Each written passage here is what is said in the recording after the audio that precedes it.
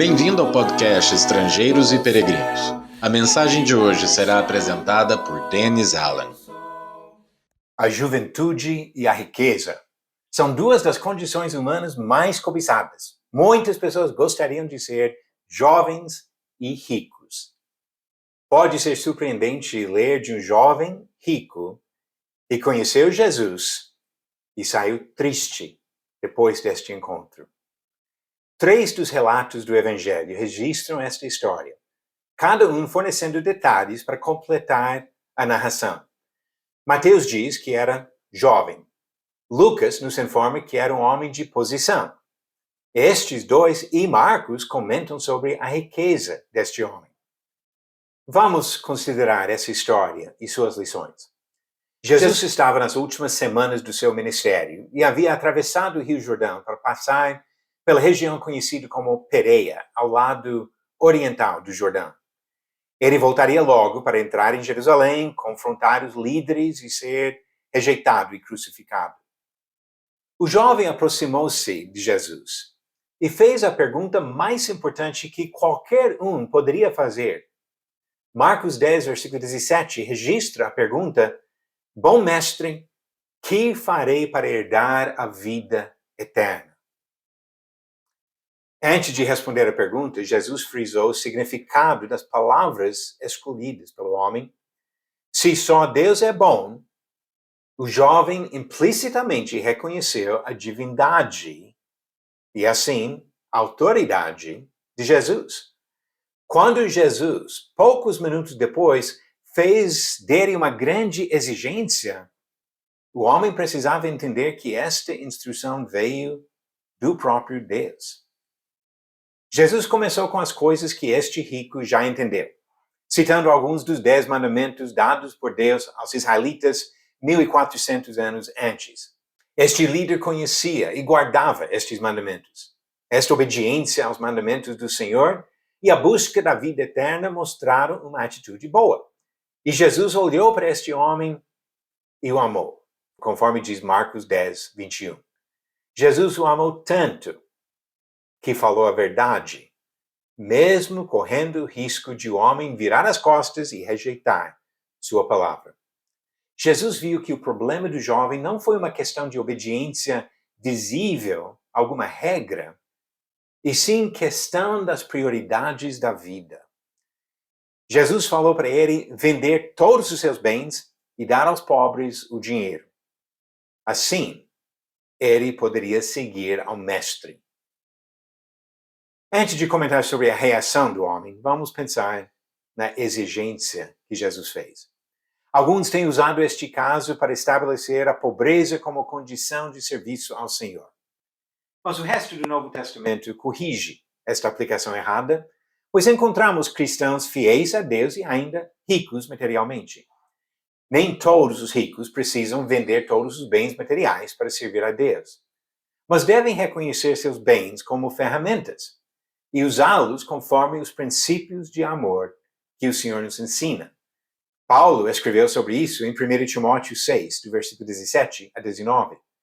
Não é o dinheiro, mas o amor do dinheiro que é a raiz de todos os males, diz 1 Timóteo 6, versículo 10. Este foi o problema que Jesus identificou no homem rico. O dinheiro não é necessariamente o problema. Alguns têm dinheiro, mas não o amam, enquanto outros não têm bens materiais, mas ainda assim amam o dinheiro. Qualquer coisa que ocupa um espaço no nosso coração, que impede o domínio total pelo Senhor, é o problema. Pode ser dinheiro, ou sexo, ou bebidas, ou drogas, ou jogos de azar, ou carreira, ou muitas outras coisas. Pode ser até a própria família, conforme Marcos 10, 37. Ou a própria vida, conforme Marcos 8, 35 a 37.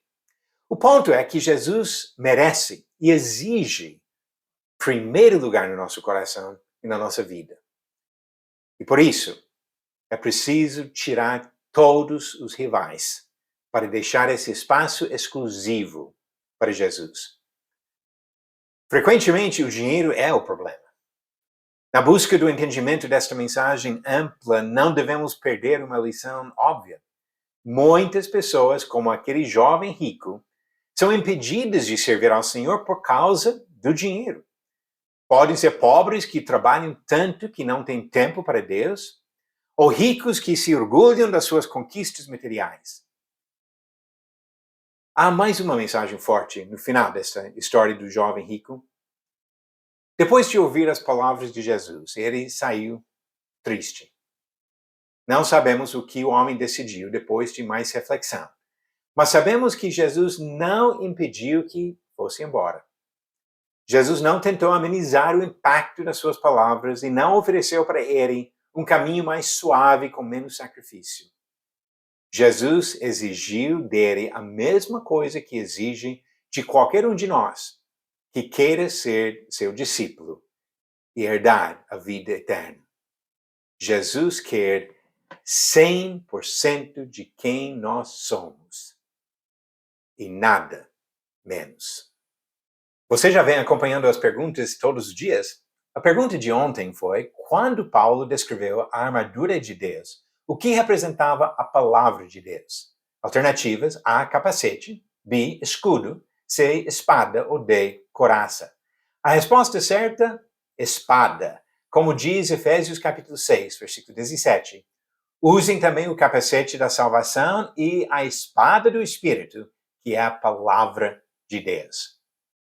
E para a pergunta de hoje, voltamos ao Antigo Testamento. Depois da vitória sobre Ai, Josué edificou um altar em qual monte? Alternativas: A, Monte Gerizim; B, Monte Ebal; C, Monte Sião; ou D, Monte Líbano.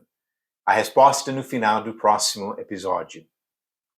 Tem alguma coisa na sua vida que é mais importante do que o próprio Senhor? Se for o caso, precisa se livrar desse impedimento da sua salvação. Porque Jesus quer você, 100% de você, para servir e viver com Ele para a eternidade.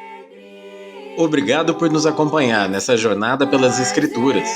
Volte amanhã para ouvir mais uma mensagem do podcast Estrangeiros e Peregrinos. Seguimos pelo mundo a viajar.